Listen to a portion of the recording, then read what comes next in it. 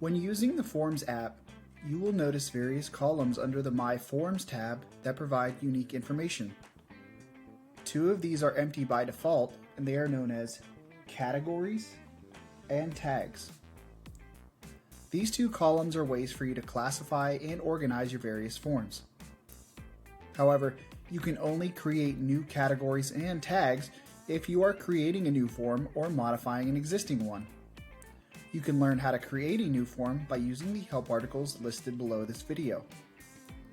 If you have an existing form, you can add categories and tags by hovering over the form and clicking on the blue gear icon. Then click Edit.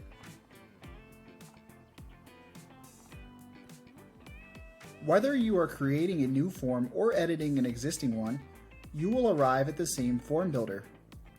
Next, click on this Options tab.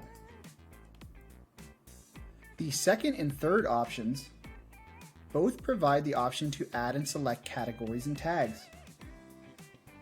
You can use the drop-down to select an existing category or tag.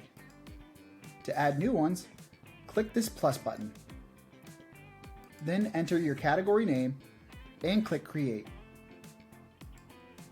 Once you create a category or tag, it will remain in this drop-down menu when creating new forms. You can continue using your categories for future forms or create new ones using these instructions.